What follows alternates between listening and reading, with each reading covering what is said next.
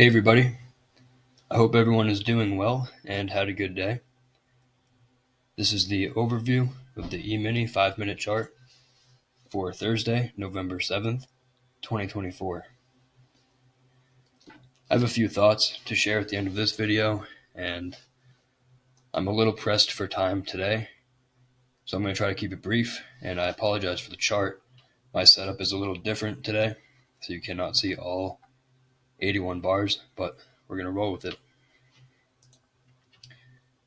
So going into the day, here's the daily chart. This is the extended hours chart. You could also look at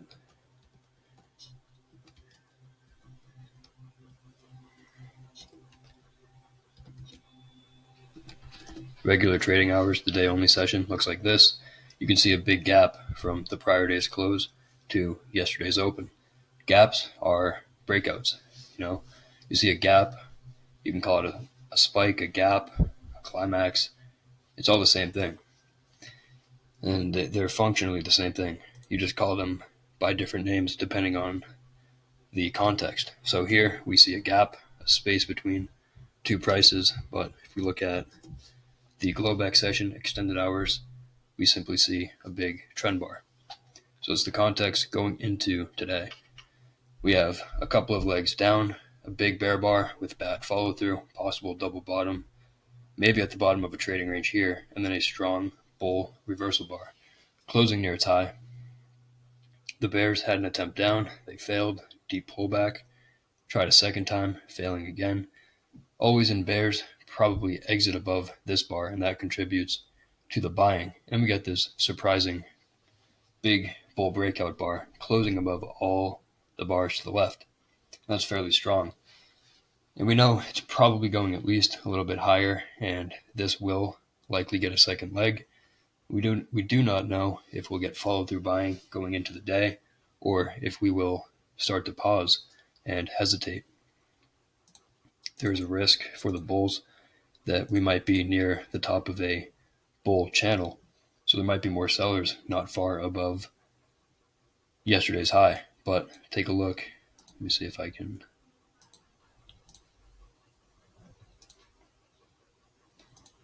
I'm trying to show the big round number, 6,000. And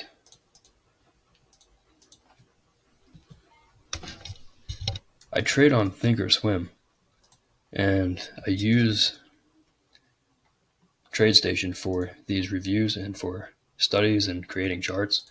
I'm not all that familiar with the drawing tools, as you can see here. So please bear with me. Just trying to get the 6,000 marked. So you can see bull channel line and 6,000, a couple of magnets above. Probably going to see what's there. There's enough momentum and reasons to go at least a little bit higher. Also good to know that today was an FOMC day. The Fed was releasing information about rates, and this will affect the market. Just 2 seconds, okay.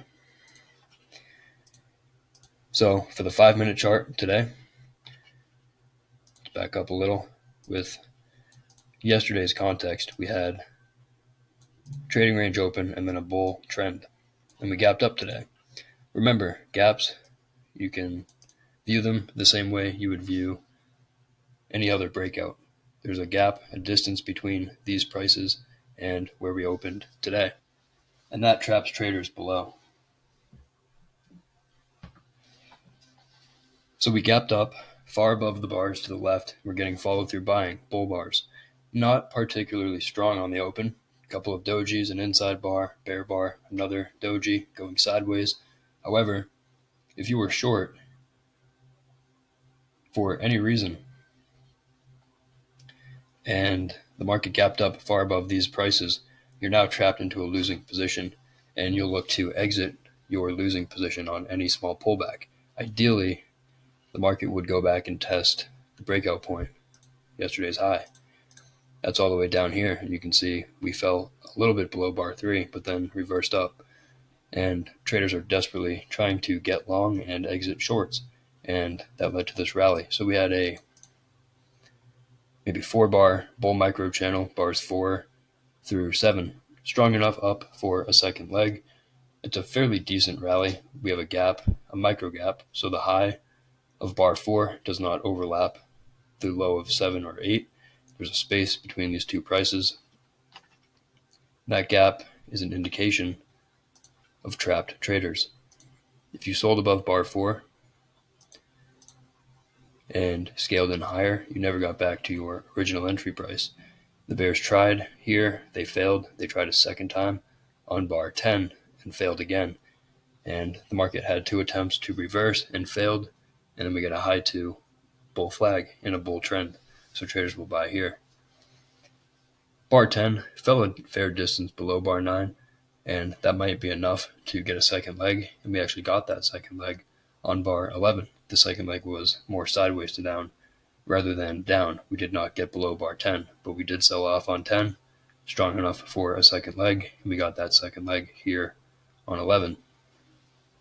But lots of tight trading range behavior through here. This to me looks like breakout mode with a bullish bias. We're still getting trending lows, trending highs. This is a tight channel. It's a channel on a lower time frame. And then look at 15 and 16. 16, one of the strongest bars of the day, but occurring 20 bars into a trend, almost 20 bars or 16 bars into the trend today. And it's a little climactic. We're getting a bull breakout attempt of a channel line. We know that 75% of the time the market is going to reverse within 5 bars and test the trend line. That's what we got here. So not ideal to be buying up here, but also not the worst thing in the world.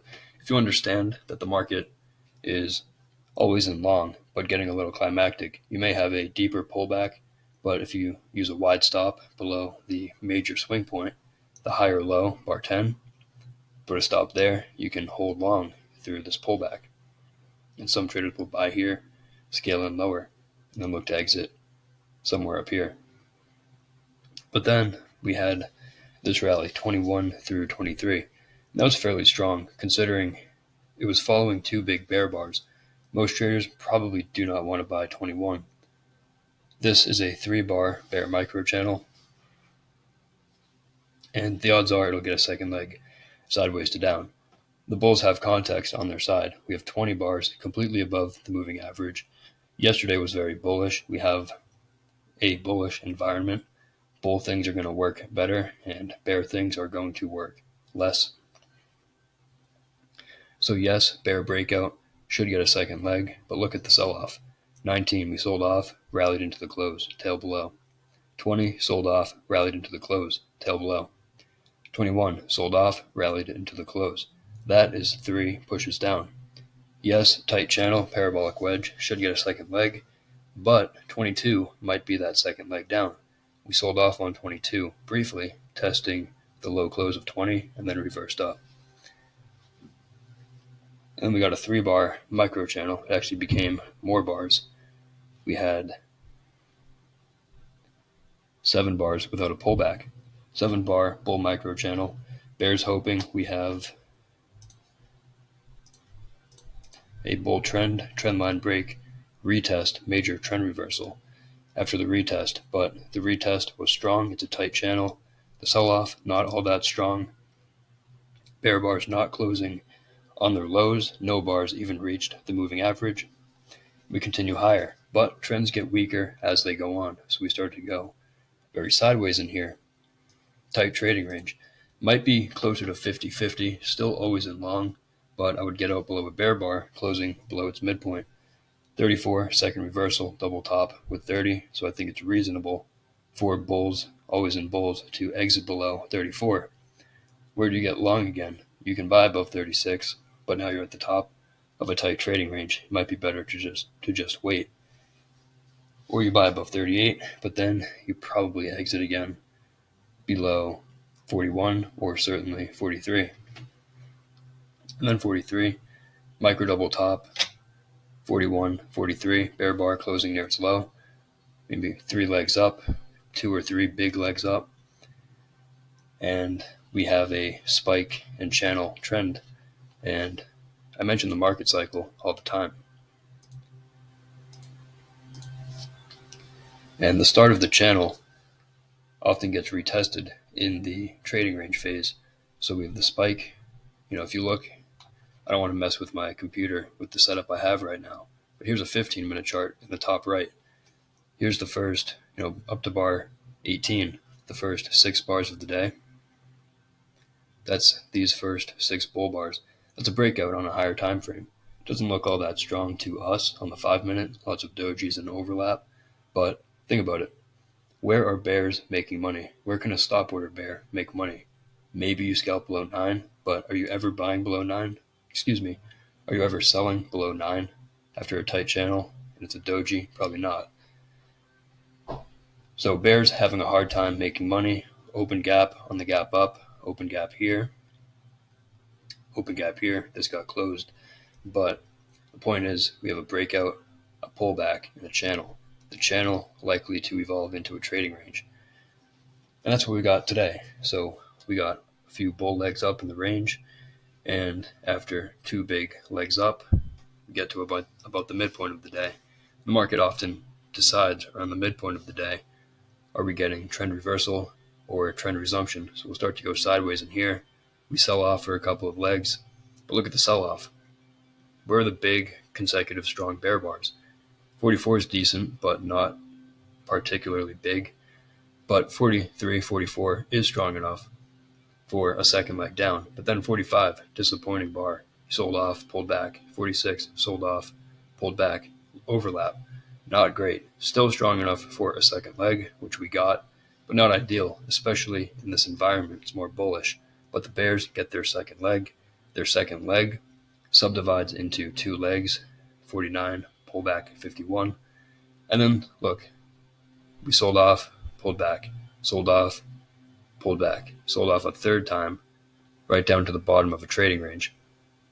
And 51, if you look at all the bear bars, this is the biggest bar in the sell-off, and that's climactic.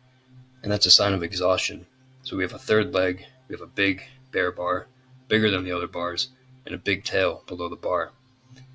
You think about stop orders. Would you ever sell with a stop order below bar 51? Probably not, because of the big tail, never mind the context.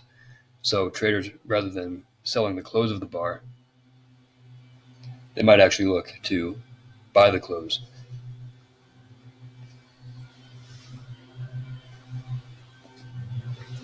So 51, bad follow through. 52, always in bears. They probably have to exit above 52, and that's what we got here. Trendline break for the bulls, but we're getting close to the report time, 2 p.m. Eastern time. So this is kind of a time to just watch and not trade. But that doesn't mean the price action does not stay consistent. Price action is price action. So there's nothing in here out of the ordinary. We got a bull breakout of a bear channel, but the channel was tight, so we need a retest of the lows, which we got. And this is a higher low major trend reversal setup on a smaller time frame, but we're looking at it on the 5-minute chart. So bear trend line break, retest, and this is a higher low, 55 above 51. Bulls go for the major reversal, but we enter a tight trading range. Most major trend reversal setups result in trading ranges. This is a major trend reversal attempt for the bears. We have this rally, and then we got this trend line break, pretty decent trend line break, but now we need a retest of the trend's extreme. And here's the retest. Looks like a lot of trading range price action. Looks like we'll probably be in a trading range rather than a bull trend or a bear trend at this point. And you can see 63 actually tested the low of 21, but there were buyers below. That often becomes the bottom of a trading range, as it did here. So more of a buy zone down here and sell zone up here. 66, it's a bull breakout attempt of a trading range, but the bar before 66 is a bear bar, bad stop order. 66, great looking bar, but a lot of overlap with the prior bar, and look at the follow through. 67 is a bear bar, no follow through for the bulls. Still enough of a rally for a second leg, but probably not the start of a bull trend. Most breakouts of trading ranges fail. And traders who sell above 65 and don't panic and scale in higher, they're probably going to make money. We got a couple of legs to the upside, but overall now looks like a trading range. And when you're far above the moving average and the bars start to go sideways and disappoint the bulls, they'll start to bail out of the trade. So then we get bar 72. That's a second reversal. 2 or 3 legs up, maybe 64, 66, 71. We tried to reverse below 60 or 70 and then pulled back and reversed again below 72. And 72 is a bar that always in bulls probably exit below. I would call bar 72 a GTFO bar. No reason to stay long below that bar. Better to just get out and look to buy again lower. We got a couple of legs to the downside. 72 through 74, strong enough bear breakout for a second leg, but it's occurring in a trading range at support. How is it at support? Because look at bar 68. 68 is a weak stop order. It's a high one at the top of a trading range, and the signal bar is weak, and it's following a bear bar. But we got to break out and follow through. So look what happens when we retest that price. We try to break out below it, we bounce, and we rally. So rather than sell here, bears will sell the pullback. And where does the pullback go? Well, 72 trapped any bull buying up here. You bought the close 71, disappointed 72. You're desperate to get out at the high close. 76 attempted to get there, but could not quite make it. We have trap traders unable to get out of losing longs, and bears looking to get short, and that leads to a second leg down. But the second leg, 77, looks strong, but again, look to the left. We were in a trading range over here. This may have been the top of the range. Broke out above it, became support. Now we're above what used to be resistance. Resistance becomes support, as it did here on 68. We rally, pull back for 2 or 3 legs, and right back at this line we find support. And we have a second leg trap, 77. Leg 1, pull back. Leg 2, or you could say leg 1, 71, pull back. Leg 2, pull back. Leg 3. And then that led to a 2-legged rally into the close. For me, I am challenging myself to take just one trade a day, and I want it to be a stop order trade, and I want it to be a high quality trade. And it is challenging to restrict myself like that, but I think it's worth doing, and it's beneficial. And even today, I didn't love the trade I took, but I was patient. I didn't take anything through here. Thought about buying above 4, taking a chance, but big tail above the bar, and decided not to. And I never got long through here. And then I think I might have missed a trade, not necessarily buying 21, but 22 might have been good, because if you think about it, I talk about this sell-off again. We had sell to close bears 20, disappointed 21, and look what happened on 22. Tested that low close, reversed up, and overall bull trend environment, probably a reasonable buy above 22. But the trade I took, I bought above bar 32, and I exited above bar 30 on 33. That was it for the day. And it's not much, but if you've ever read Al, you listen to Al or Brad, Ali, they all say the same thing. You kind of have to think as if you're a hedge fund and just think, how can I extract 2 points a day or 5 points a day consistently? You don't have to take 40 trades a day. You don't have to make 60 points. Just make a couple points a day consistently and be able to have some kind of system that you can fall back on and rely on to do that. Because the problem that retail traders have is their account size. You have a small account. Naturally, you want to compensate for that by taking a bunch of trades and making 5% in a day, and it's just not realistic. If you can just make 0.5% to 1% a day, then you're up there with, you're among the greatest traders ever. 1% returns a day is unbelievable. When you compound that, that you're probably making at least 300% a year if you're doing 1% a day and reinvesting. So keep it simple and try not to overtrade. Try to only take the best trades. And let me back up to stop order trades. Again, I thought bar 4 was a reasonable stop order trade, taking a chance. It's a second reversal. It's a high 2, double bottom. After a gap up, you buy above 4, taking a chance. It's a bull trend from the open. And then if you do buy, where do you get out? Probably get out below 17, but you can re-enter above 21 or 22. Because think about it. Where's the reason to sell through here? And I see a reason to get out below 17 or 19, but you can even hold through that. But the point is, it can be hard to get long, but once you're long, if you can have the discipline to stay long, there's not really much of a reason to get out here.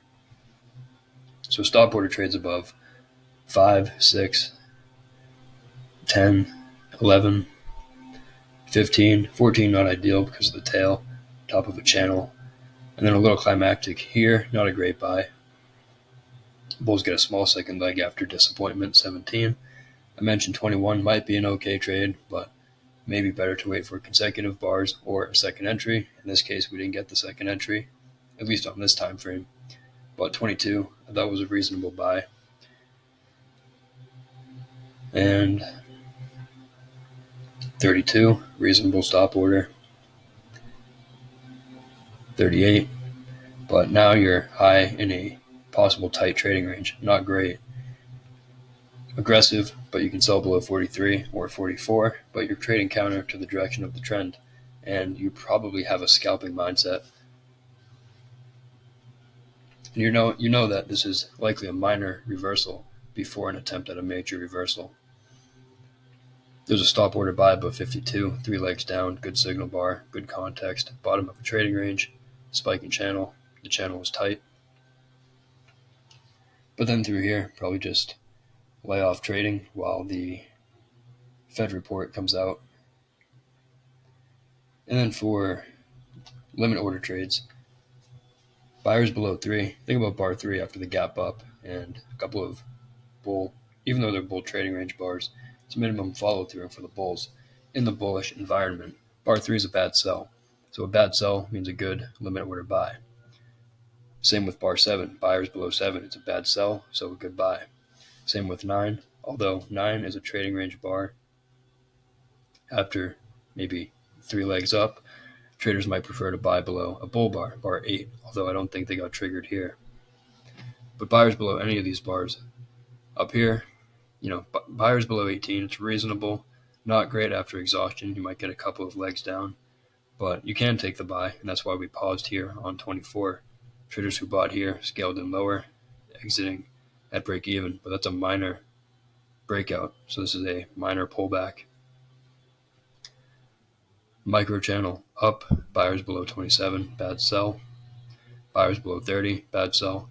Every bad stop order trade is a good limit order trade. That's why understanding stop orders is so important. And I wish that's something I thought more about and took more seriously.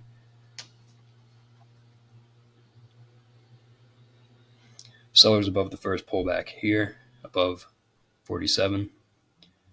Probably buyers below 50, scaling in lower. Buyers below 52. It's a bull bar, but look to the left, bad context, top of a trading range. More likely traders buying below, but it is a leg 1 that should get a second leg through here. Obviously, limit order market, lots of overlap. Selling above any bar and buying below any bar is a profitable strategy, but you do not have to trade in here. Sellers above 63, huge bar, big risk, bad signal bar for buying, but then if you sold above 63, 64 was your entry bar. That's fairly disappointing. So your entry price is retested on 65, and bears get out of the short. We rally 66. Probably a minor reversal, 67, but maybe a little risky to buy below it because of the overall context. A couple of buy climaxes might be high in a trading range. Probably sellers above 68, but then 69, 70 traps you, and you can see what happened on 71. same idea. You sell above 68, you're disappointed, and 71 comes close to the entry price and then rallies. Micro channel down, sellers above, 74 for a second leg down. But then traders probably buying below 68, spike in channel, trap traders from this upper range, which became support. Talked about that earlier, plus it's 2 or 3 legs down. That's about it. Today was I would call today a bull trading range day. And you can call it a bull trend day. But look how much went sideways. We're sideways all the way from about bar 16. And even though we rallied up here, we went sideways even more. Before I wrap up this video, I want to add one more thing. If anyone has seen Al's old course from like 2012, the first version of it, and I don't think you can find it anymore, but anyway, if anyone happened to see it, you might remember what I'm talking about. And I can't remember. He might have even talked about it in the books or in the new video course that everybody has. I can't remember. But I specifically remember this from the old course. Al had a list of a few rules. And his number one rule was to follow your rules. And the next most important rule was don't lose money. And after that, there's 2 more. The next goal is to make money. And finally, the last and least important goal is to make a lot of money. I don't believe Al wastes anybody's time. I think every sentence he says or everything he shares has something worth noting. And it's easy to overlook a lot of things, especially at first because there's so much information and it can be overwhelming. And where I'm going with that is it's really important to focus on one thing at a time and to really try to just study one thing at a time. And I think a good starting point is breakouts. But the point is, the number one goal, after following your rules is to not lose money. And the easiest way to avoid losing money is by avoiding doing dumb things. And Al talks about that too, don't do dumb things. And it's really worth thinking about and meditating on because if we really think about that, there's 2 things we need. We need to define and really understand what dumb things are. And then we need to create rules or guidelines or systems, whatever you want to call it, something to prevent yourself from doing those stupid things. Then follow your rules. If you look at what damages your trading results, odds are it's not the small losers. It's probably the big losers. And if you put all the big losers together and study them and think through what you did and how you managed the trades and the similarities between them, the odds are those big losers could have been avoided with a few simple rules. For example, Al talks about with the trading range, buy low, sell high, scalp. Don't trade counter trend, don't trade leg 3. Just look through here. And you can take anything, bear breakout bar 51, but look to the left. Bottom of a trading range, 3 legs down. It's a really bad place to sell. So just, if you can find a way to avoid selling there, you'll avoid some damage. Or buying up here, 69, 70, bull breakout and follow through in a bullish environment, but a lot of 2-sided trading in here, buy climaxes with bad follow through. Looks like it's 3 legs up, 1, 2, 3. Don't trade leg 3, keeps you out of trouble. And simple, when I say a few simple rules, simple doesn't mean it's easy. But it truly is simple. And I know it's become more clear to me the more time I've spent studying, and maybe it's not all that simple when you're starting out, and I get that. But the reality is, the more time you study, the more simple it really becomes. And it can be hard to believe how simple it is to trade well. And as humans, we naturally overcomplicate things. And for me, I found it hard to believe that something with these, the potential of such huge returns could be so simple. That's part of the appeal. But you think about it, think about other disciplines. Working out and eating healthy, those are also simple things. And it doesn't make it easy, but they're fairly simple, especially if you have a routine. The overall point of this conversation is I think it's really worth slowing down and thinking through everything Al says, and take one idea and really meditate on it and obsess over it, and move on only when you feel like you truly understand it. Otherwise, it's easy to overwhelm yourself, and at least in my own experience, I'm speaking for myself. And by the way, there's a huge difference between memorizing all of Al's information and truly understanding it. And I'm guilty of that too. When I got into trading, I thought I would pick up Al's books, go through them as quickly as I could, become a profitable trader in 1 or 2 years. And that's a really bad mentality to have. So again, memorizing all the information will do you no good. You have to truly understand it. But that's a big topic, and that's for another video. And I'll probably dedicate a membership video on that subject because it goes outside the box of what this channel is about. It's really for Emini reviews and price action chart reading. Those other videos will get more personal, and it's more of me philosophizing and thinking things through from the perspective of someone who studies Bob Proctor and Al Brooks. But I think they could be interesting and helpful, which is why I'll add them as an option if anyone's interested. I will say truthfully, though, that trading and understanding my own system has the priority right now. And while I do have plenty of ideas for membership videos, I haven't recorded any yet. My goal is to start releasing those at the start of 2025, but we will see. And I'll leave it at that. So I hope everyone has a good night, and thanks for watching.